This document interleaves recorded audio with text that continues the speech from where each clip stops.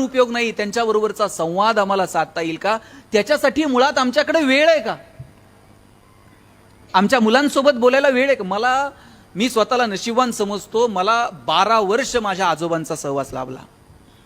छोटं घर होतं आमचं पत्र्याचं, आई वडील बहीण भाऊ आजोबा आम्ही सगळे त्या 2 खोल्यात राहायचो. माझे वडील माझ्या आजोबा आणि मी, आजोबा असे क्वार्टर झोपायचे, मी खाली झोपायचो. आम्ही रात्र दोघं एकमेकांशी गप्पा मारायचो. मी जर काही सांगायला लागलो तर आजोबा म्हणायचे, अरे तू काय सांगतो, याच्यावर ज्ञानोबा असं म्हणतात, याच्यावर तुकोबा असं म्हणतात. आजोबांसोबत संवाद साधायला मिळाला.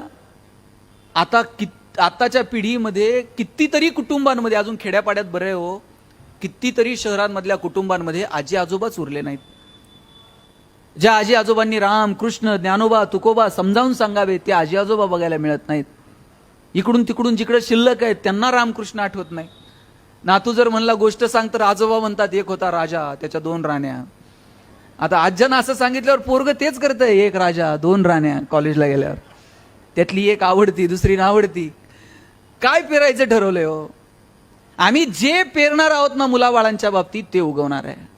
म्हणून पहिलं आनंदाची बाजू जर कोणती असेल ना, तर ती संवाद आहे. आपल्याला संवाद साधता आला पाहिजे, बोलता आलं पाहिजे, लोकांच्या भावना समजून घेता आल्या पाहिजेत. आपल्या मुलांसोबत संवाद असावा, त्यांच्यासोबत बोलावं, त्यांना जवळ घ्यावं. आपल्या ज्या जगण्याच्या संकल्पना आहेत त्या त्यांच्यासमोर किमान नाही, त्यांच्यावर लादू तर नयेतच. ठराविक वयानंतर पोरांना काय करायचे ते करणारच आहेत, पण ठराविक वयापर्यंत तरी किमान त्यांच्यासोबत आमचा संवाद, आमचा स्पर्श असायला हवा. 10-10, 12-12 वर्षाची मुलं होईपर्यंत बापाच्या पायावर पाय टाकून झोपत होती. आता 2-2, 4-4 वर्षाच्या मुलांचे सेपरेट बेडरूम आहेत. जुन्या काळात आईबापाला शरीराचे धर्म नव्हते का, पण होते. पण ते जोपासत असताना त्यांनी मुलांचे स्पर्श ठराविक वयापर्यंत तुटू दिले नाहीत. आम्हाला तो स्पर्श तरी आम्हाला आमच्या लेकराला देता येईल का. बापानं नुसतं पुरीकडे पाहिलं ना तरी पुरीला वाटायला पाहिजे की अरे माझा बाप माझ्यासाठी हे करतो, मला चुकून चालणार नाही. बापानं पोराच्या नुसता पाठीवर थाप मारली तरी पोराला कळलं पाहिजे की अरे नाही, माझं चाललंय ते जरा चुकीचं आहे, बापाच्या फार वेगळ्या अपेक्षा आहेत माझ्याकडनं. पण त्याच्यासाठी किमान तो संवाद, ती भाषा आपल्याला येणाऱ्या पिढीसोबत ठेवावी लागेल. येणारी पिढी आपल्यापेक्षा प्रचंड पुढची आहे. आज आपण वेळ जर नाही दिला आणि यांच्यासोबत जर ते संवेदनशील नातं आपण नाही टिकवू शकलो, नाही जोपासू शकलो, तर ही पिढी सुद्धा येणाऱ्या काळात आपल्याला वेळ देणार नाही, हे लक्षात ठेवा. दोघं नवरा बायको आयुष्यभर पैसे कमवत बसले, पण पोरांसाठी कधी वेळ दिला नाही. शेवटी दोनही पोरं डॉक्टर इंजिनियर झाली आणि परदेशात जाऊन सेटल झाली. आईबाप रोज फोन करायचे, तुम्ही तर भारतात या, नाहीतर आम्हाला तर घेऊन जा. पोरंही आली नाही, आईबापालाही नेलं नाही. एक दिवशी आई गेली, आई गेल्यावर बापानं फोन केला, जिवंत होती तोपर्यंत आला नाहीत, आज तुमची आई गेली, जमलं तर या. 2 मुलांपैकी 1 मुलगा आला, आईला अग्नी दिला आणि लगेच परदेशात जायला निघाला. वडिलांनी विचारलं, राजा 8-10 दिवस थांब. ती होती तोपर्यंत जुने फोटो बघत दिवस काढले, आता घरात बोलायला माणूस उरलं नाही, जरा सवय लागेपर्यंत थांबशील. पोरानं बापाच्या हातात 50,000 रुपये टेकवले आणि सांगितलं, आईचा पेपरला फोटो द्या, भावपूर्ण श्रद्धांजली म्हणून आमच्या दोघांची नावं घाला, गावाला गोडधोड जीव घाला, पण 10 दिवस नाही थांबता यायचं. वडील म्हणले, तिनं 9 महिने पोटात वाढवलं. आई कधी म्हणली नाही, पोटाचं भाडं दे, टाळू भरली, तेलाचे पैसे दे. आम्ही तुमच्यासाठी कमवत बसलो रे, तुमच्यासाठी हिशोब मांडले नाही, तू हातात पैसे टेकून चालला. पोरगं म्हणलं, बाबा तुम्हाला आठवतं का, शाळेत पहिल्यांदा भाषण करणार होतो, तुम्हाला म्हटलं माझं भाषण ऐकायला या, तुम्ही 50 रुपयाची नोट हातात टेकवली, सांगितलं आज महत्वाची कामं आहेत, तू जा. शाळेत पहिल्यांदा गाणं म्हणणार होतो, म्हटलं बाबा 15 ऑगस्टला गाणं ऐकायला याल का, तुम्ही 100 रुपये हातात टेकवले, पण कधी माझ्यासोबत शाळेत आला नाहीत. बाबा ज्या वेळेस मला वाटलं तुमच्या हातात हात घालून फिरावं, त्यावेळेस तुमचा हात मिळाला नाही. ज्यावेळेस वाटलं तुमच्या खांद्यावर डोकं ठेवून रडावं, बाबा तुमचा खांदा मिळाला नाही. आता आमच्याकडे खूप पैसे आहेत, पण 10 दिवस एवढा वेळ नाही.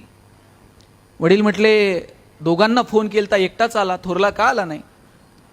पोरगं म्हटलं, दादाला म्हटलं होतं चल, आईला शेवटचं बघून येऊ. मग दादा म्हटला, मला महत्वाची कामं आहेत, आईच्या वेळेस तू जा, बाबांच्या वेळेस मी जाईल.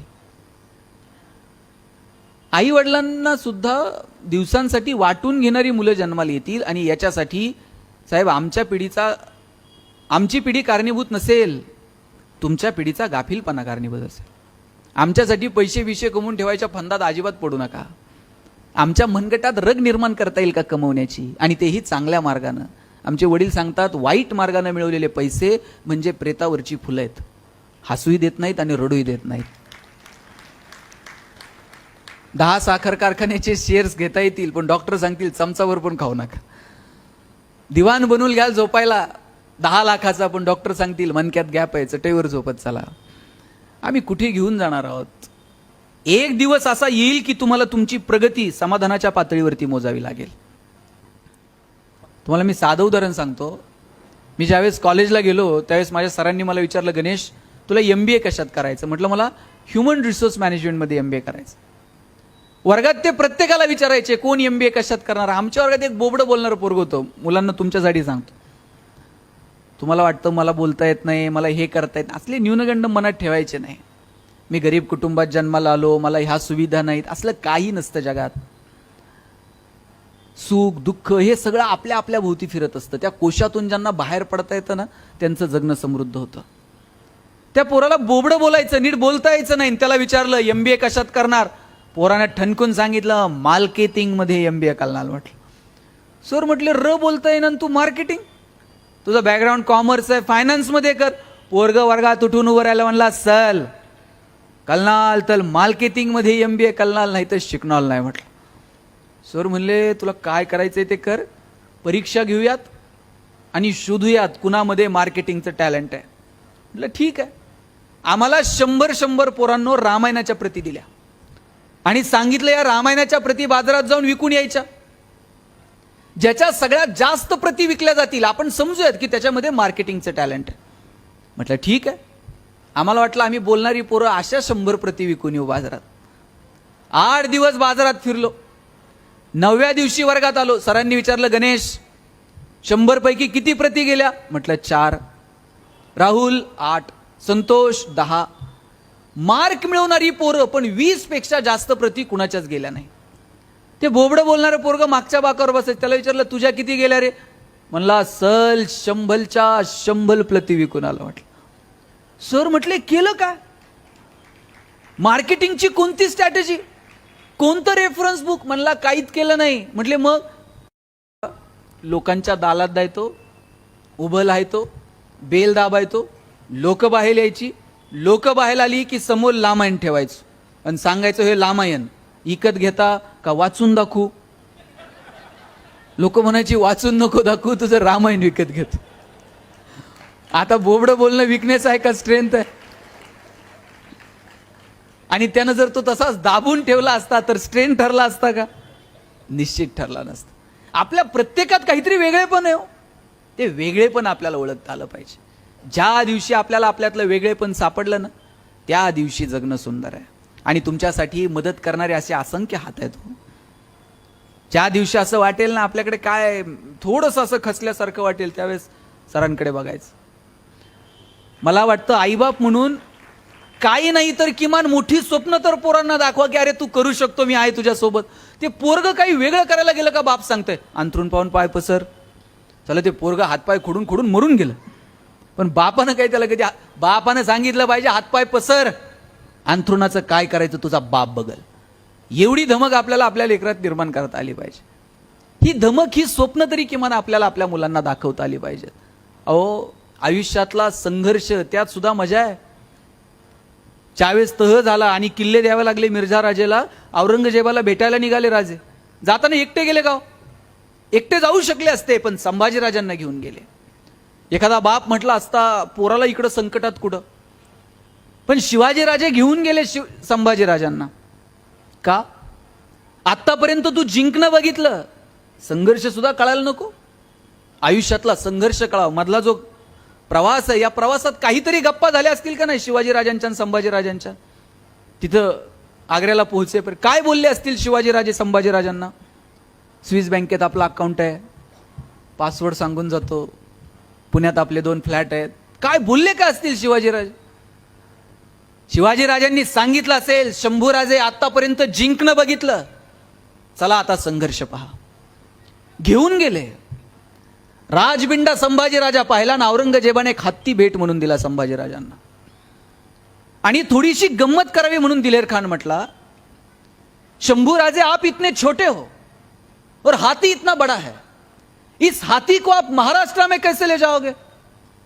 एवढा एवढासा संभाजी राजा दिलेर खानाच्या डोळ्यात डोळे घालून सांगतोय, तो जानवर है, बैठ कर जाएंगे, नहीं आया तो खींच कर ले जाएंगे, लेकिन हमारे आबा साहब ने जो आपको किले दिए हैं वो तो अभी महाराष्ट्र में है, उन्हें आप आगरा कैसे ले आओगे.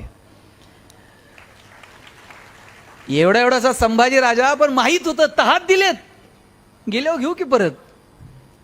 आत्ता तहात दिलेत तुम्हाला, महाराष्ट्रात गेल्यावर परत घेऊ. अरे लढणं काय असतं पेट. अरे कोणत्याही संकटाच्या समोर ना असं छाती काढून उभं राहता आलं पाहिजे. संकटाला सुद्धा वाटलं पाहिजे कुठून याच्या नादाला लागलो. तुम्हाला ते महमूदचा पिक्चर माहिती आहे का. ते महमूद, आता तुम्ही तुमच्या पिढीने हे पिक्चर पाहिले असतील. मला तो सीन इतका माझ्या मनावर कोरला गेला. त्या महमूदच्या अशी छातीवर बंदूक ठेवली एका गुंडानं आणि त्याला विचारलं, बोल तेरी आखरी ख्वाहिश काय. कसलं संकट आहे हे. छातीवर बंदूक ठेवून त्याला विचारलं, बोल तेरी आखरी ख्वाहिश क्या है. महमूद म्हटला, आखरी ख्वाहिश तेरी बंदूक मुझे दे दे म्हटला. अरे कसलं भन्नाट आहे. असं संकटाच्या सुद्धा डोळ्यात डोळे घालून मिश्किलपणे कधीतरी बघता आलं पाहिजे. संकट सगळ्यांच्या वाट्याला आहेत, त्यातले गमतीचे प्रसंग शोधा. हे आयुष्य परत नाही. आणि देव किती सुंदर वागलाय हो तुमच्या माझ्यासोबत. जन्म लेण्याची बातमी 9 महिने आधी सांगताय. कोणतरी येणार आहे, तयारीला लागा, कुणीतरी येणार आहे, कुणीतरी येणार आहे. 9 महिने आधी संकेत येतात की जन्माला येणार आहे. जायचं 2 मिनिट पण आधी सांगत नाही. आणि जायचा जर मेल आधी पाठवला असताना देवानं आटपून घ्या, लोक मेल आल्याबरोबर गेली असती.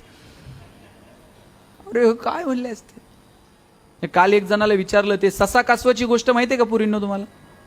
ससा कासवाच्या गोष्टीत कोण जिंकलं. कासव जिंकलं. कासव जिंकलं. मी पोरांना विचारलं, या गोष्टीतनं काय शिकलात. ते म्हटलं, काय शिकलात म्हणजे काय, रेस हारली तरी चालेल पण दुपारची झोप झाली पाहिजे म्हटलं. तुम्ही माहिती आणि ज्ञानात गफलत करू नका.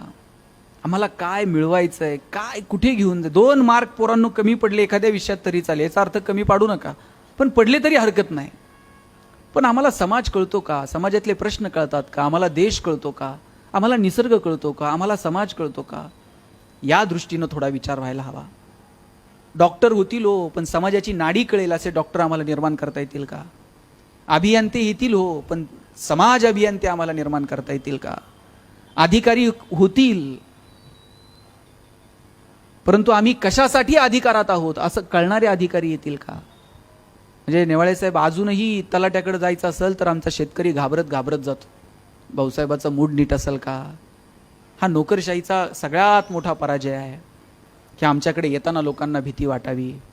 जोपर्यंत ते असे बिनधास्त आमच्याकडे येत नाही, साहेब एवढं काम आहे, तोपर्यंत नोकरशाहीचा विजय नाही. असे देशप्रेमानं समाज हितासाठी ओतप्रोत भरलेले अधिकारी आम्हाला घडवता येतील का. मला वाटतं ही खरं तर आजच्या समस्या आहेत. त्याच्यासाठी येणाऱ्या काळात आपल्याला काम करता येईल का, मला वाटतं याचा विचार व्हायला हवा. म्हणून मला आपल्या सगळ्यांसोबत आज या व्याख्यानमालेच्या निमित्तानं फक्त 1-2 विषयांना स्पर्श करून मी थांबेल.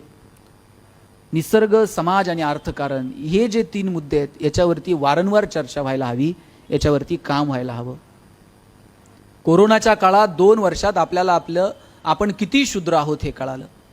आणि निसर्गानं याच्या अगोदर अनेकदा आपल्याला चाहूल दिलेली आहे की बाबा थांब जरा, आटोक्यात घे. निसर्गाला किती ओरबडावं. नेपोलियननं तिकडे युरोप जिंकला, जाताना लाखो सैन्य घेऊन गेला. शस्त्रांच्या जोरावरती नेपोलियनला युरोप जिंकता आला, पण युरोप जिंकल्यानंतर तिथं पिवळ्या तापाची साथ आली आणि त्याच्यात त्याचं सैन्य स्वतःला टिकू शकलं नाही. मोजकं सैन्य परत घेऊन नेपोलियनला परत मायदेशी परतावं लागलं. शस्त्रांच्या जोरावरती युरोप जिंकता आला, पण साध्या पिवळ्या तापाच्या साथीसमोर त्याचं सैन्य टिकाव धरू शकलं नाही. निसर्ग शस्त्रांच्या जोरावरती जिंकता येणार नाही. चीनमध्ये मिंग राजवट होती, तिथं पण अशीच साथ आली. आजूबाजूच्या टोळ्यांनी आक्रमण केली, सगळी मिंग राजवट उद्ध्वस्त करून टाकली. दक्षिण आफ्रिकेमध्ये जनावरांचा प्लेग आला, सगळी जनावरं मरून गेली. जनावरांवरती आधारित उद्योग व्यवसाय सगळे लयाला गेले. वेळोवेळी माणसाला जाणीव करून दिली निसर्गानं, बाबा निसर्गाकडे जरा बघ, 2 झाडं लाव नाही ती वाढव बाबा, पाण्याचं नियोजन कर, थेंब थेंब त्याचा वापर नीट कर. आम्ही लहान होतो पोरांनो तुमच्यासारखे, असं गुडघ्यानं पाय टिकून जनावरासारखं आम्ही नदीवरती पाणी पिलेलं मला आठवतंय. तुम्ही तर पाहिलंच असेल. मला आठवतंय मी असं गुडघे टेकून जनावरासारखं पाणी पिलेलं आहे. आज पॅक बॉटलमधलं पाणी 10 वेळा माणूस विचार करतोय पिऊ का नको, नीट असेल का नाही. कुठे घेऊन चाललोय आम्ही निसर्गाला. ताई आंब्याच्या सीझनमध्ये जर आम्ही गावात गेलो, कोणत्याही घरात जाऊन आम्ही आंबे खात होतो, एवढे आंबे गावात होते. आता बांधावर आंब्याचं झाड सापडत नाही. आंबे कसे पिकवले ते आम्हाला माहित नाही. बोराच्या सीझनमध्ये गेलो, गावातल्या 2-4 पोरांची जरी डोकी फुटलेली असायची. हे बोराला दगड मारतंय, डोक्यात दगड पडतोय, डोकं फुटतंय. जांभळाच्या सीझनमध्ये 4-5 पोरांचे तरी हात मोडलेले असायचे गावात. जांभळा वर चढतंय, ते लाकूड कमकुत असतं जांभळाचं, खाली पडतंय. निसर्ग भरभरून देत होता. आज आम्ही निसर्गाकडे पाहायला वेळ नाही हो. पोरांनो, निसर्ग समजून घेतला पाहिजे. ज्ञानोबा तुकोबांना निसर्ग कळाला, तो आजही आम्हाला का कळाला नाही. समाज व्यवस्था आजही आम्ही एकमेकांना जातीच्या धर्माच्या चष्म्यातनं पाहायला लागलो. या सगळ्यांच्या पलीकडे जाऊन माणूस म्हणून जगता येईल का. आणि त्याच्यानंतर जर काय असेल तर ते अर्थकारण. पोरींनो, स्वतःच्या पायावर उभं राहा. 2 रुपये कमवायची ताकद तुमच्यामध्ये असली पाहिजे. उद्या काहीतरी उद्योगात जाल, व्यवसायात जाल, 2-4 हजार कर्मचारी तुमच्या कंपनीत कामाला असतील. आता ज्या वेळेस मस्तपैकी गाडीवर याल ना, गाडीत याल ना, ते सॅल्यूट मारते बघा गेटवरचा. आणि मग एखाद दिवशी येताना तुम्ही तुमच्या आईला घेऊन यायचं. ते गेटवरचं असं सॅल्यूट मारताना काय आनंद असेल तुमच्या आईच्या चेहऱ्यावर, मला खरं सांगा. मग का बरं आपण आपल्या आयुष्यात कष्ट करू नयेत, का आपण मोठं होऊ नयेत. आणि पोरांनो, तुम्ही सुद्धा लक्षात ठेवा, तुमच्यापेक्षा प्रत्येक क्षेत्रात आज पोरी पुढे आहेत. तुम्हाला राग आला का? राग अजिबात येऊन देऊ नका. पोरी किती हुशार असल्या तरी शेवटी तुम्हालाच मिळणार आहेत. फक्त आतापर्यंत चॉईस तुमच्याकडे होता, इथून पुढे तुमच्याकडे असणार आहे. म्हणजे अशा ह्या एकमेकीला फोन करतील, हे चल जरा पुण्याला जाऊन येऊ. मग पुढची मुलगी विचारेल पुण्याला काय. ते मुलाचे वडील 10 दिवस झाले फोन करतायत, मुलगा बघून जा, मला वेळ नाही. चल येते का जरा मुलगा बघून. मग या 4-5 जणी गाडी काढणार, मुलगा बघायला जाणार. पोराचा भाऊ दारात कुठंतरी रांगोळी काढत असणार. तुम्ही अशी गाडी लावायची, आज सोफ्यावर जाऊन बसायचं, असा पायावर पाय टाकायचा. मग पोरगा तिकडनं चहा पोहे घेऊन येणार. मग तुम्ही असं डोळ्यात डोळे घालून विचारायचं, का रे स्वयंपाक बिपाक जमतो का. पोरींनी होकार दिला तरच आपली लग्न होतील. लक्ष, आता आमची झाली. खरं तर मुलगा मुलगी असा कोणताही भेदभाव न करता आपल्या मुलींना शिकवा. घराचं घरपण जर कशात आहे ना, या लहान बाळांमध्ये, या लेकरांमध्ये, या पोरींमध्ये लक्षात ठेवा. ज्या घरातली स्त्री सुखी ना पोरांनो, ते घर सुखी. मग ती तुमची आई असेल, तुमची बहीण असेल, तुमची पत्नी असेल. घरातली स्त्री आनंदात असली पाहिजे, ती सुखी असली पाहिजे. आणि हे इतके भोळे आहेत ना, यांना काय लागत नाही हो सुखात ठेवायला. यांना काय तुम्ही रोज चेक दिला पाहिजे असं काय नाही. हे काही विचारत, फक्त कधीतरी त्यांच्या कष्टाचं, त्यांच्या प्रेमाचं कधीतरी कौतुक केलं. आता तुम्हाला सांगतो, मला आता इथून घरी जायला 2-3 वाजत असतात रात्री. कोणती बायको 3 वाजता आनंदात दार उघडती? ती चिडूनच उघडत असते. तिने असं चिडून दार उघडलं ना, आपण फक्त असं 30 सेकंद तिच्याकडे राजेश खन्नासारखं बघायचं, म्हणायचं तू ये म्हणून चाललंय, नाहीतर आपलं काय खरं आहे का. ती बिचारी अख्ख्या गल्लीत सांगते 1 नंबर नवरा आहे म्हणते. काय लागतं आनंदात ठेवायला. ज्या घरातली स्त्री सुखी ते घर सुखी. आणि पोरींनो, ते राखी पौर्णिमेला भाऊ गिफ्ट देतो की नाही तुम्हाला? काय देतो? कॅडबरी सेलिब्रेशन, अजून काय असलं काहीतरी देते ते तुम्हाला. त्याला म्हणायचं हे ठेव बाजूला, मला एक शब्द दे म्हणायचं. भाऊबीजेच्या दिवशी, रक्षाबंधनच्या दिवशी भावाला एकच मागणं मागायचं. त्याला सांगायचं जेवढं आदर माझा करतो ना, तेवढाच आदर इतरांच्या बहिणीचा कर. म्हणजे कोणत्या बहिणीसाठी मोर्चे काढावे लागणार नाहीत, कॅन्डल मार्च काढावे लागणार नाहीत. एवढं जर तुम्ही केलं ना तरी सुद्धा खूप झालं. आणि म्हणून जाताना हा संदेश देईल की पोरींना शिकवा. या जगाची निर्मिती, ह्या निसर्ग हा तुमच्यापासून आहे हो. आई म्हणून तुमच्याकडे पाहिलं जातं, बहीण म्हणून. अहो, ज्ञानोबा ताटी लावून बसले होते. ज्ञानोबांना ताटी उघडा कुणी सांगावं? कोणात एवढं धाडस आहे की ज्ञानोबांना जाऊन म्हणायचं ताटी उघडा? एवढी एवढीशी मुक्ताई पुढे गेली आणि म्हणाली, चिंता क्रोध मागे सारा, ताटी उघडा ज्ञानेश्वरा. एवढ्या एवढ्याशा मुक्ताईना हाक दिली, म्हणून ज्ञानोबांनी ताटी उघडली आणि म्हणून ज्ञानेश्वरी तुमच्या माझ्या समोर आहे. 1400 वर्ष जगले चांगदेव महाराज. कोरं पत्र पाठवलं, मुक्ताईच्या हातात पडलं. मुक्ताई म्हणली, चांगदेवा 1400 वर्ष जगलात, पण कोरे ते कोरेच राहिलात. 1400 वर्ष जगलेल्या चांगदेव महाराजांना एवढ्याशा मुक्ताईनं जगण्याचा अर्थ समजून सांगितला. मगाशी महाजन सरांनी नमस्कार केला आणि तुमच्याकडून प्रतिनमस्कार आला नाही. हे सगळे भावंड नामदेवरायांना भेटायला गेलते, निवृत्ती, ज्ञानदेव, सोपानंद, मुक्ताई. ह्या सगळ्यांनी नमस्कार केला, पण मुक्तीनं मात्र नमस्कार केला नाही. आणि जाताना ज्ञानोबा चिडले, म्हणले, मुक्ते, आम्ही सगळ्यांनी नामदेवरायाला नमस्कार केला, तू का केला नाही? तेव्हा मुक्ताई म्हटली, दादा, तुम्ही जेवढा समजता ना तेवढा नामा अजून मोठा झाला नाही. ते म्हणले, काय म्हणतेस? नामदेवरायांचा अधिकार एवढा आहे, नामदेवराय जर कीर्तनाला लागले तर देव सुद्धा नाचतो, आणि तू म्हणती नामा अजून मोठा झाला नाही. मुक्ताई म्हणली, दादा, साधा शिष्टाचार आहे, नमस्काराला प्रतिनमस्कार करायचा असतो. तुम्ही नमस्कार केल्यानंतर नामदेवरायांनी तुम्हाला नमस्कार केला नाही, नामा अजून मोठा झाला नाही. आणि मुक्ताईंनी बोलून घेतलं नामदेवरायांना. आळंदीला या म्हणले, आमच्या सिद्धेश्वरांनी बोलवले. आणि मग गोरोबा काकांनी डोक्यात धापटनं मारून सगळ्यांची परीक्षा घेतली, सगळ्यांच्या डोक्यात मारलं. नामदेवरायांच्या मारायला लागले. नामदेवराय म्हणले, मारू नको. म्हणले, हे कच्चं मडकं आहे, हे पक्क करावं लागेल, गुरु करावा लागेल. गुरुनी मार्ग दाखवला. सांगायचं तात्पर्य, मुलींमध्ये प्रचंड ताकद आहे, त्यांना शिकवा. नाही म्हणले, ते पोरगी नको. म्हणले, का? ते वंशाला दिवा लागतो म्हणले. वंशाला काय पंथी चालत नाही का? नाही म्हणले, पण ते चितेला आग लावायला पोरगी नको का? मला खरं सांगा, गॅस कोण चांगलं पेटवतं? चूल कोण चांगलं पेटवतं? आणि मग चिता कोण चांगली पेटवल? त्याला पोरगाच कशाला पाहिजे हो? मुलगी घराचं घरपण आहे, म्हणून तिला शिकवा, तिच्यासाठी मोठी स्वप्न बघा, तिला जेवढं करता येईल तेवढं तिच्यासाठी करा. मुलगा मुलगी असा भेदभाव न करता त्यांना भरभरून जेवढं देता येईल ना तेवढं द्या. तुम्ही त्यांच्यासाठी किती संपत्ती कमवली हे महत्त्वाचं नाही, पण तुम्ही त्यांना किती प्रेम, किती आस्था, किती त्यांच्याशी बोललात, किती संवाद साधलात, त्यांच्यामध्ये किती धाडस निर्माण करू शकलात, त्यांच्यामध्ये किती ताकद निर्माण करू शकलात, मला वाटतं ती महत्त्वाची आहे.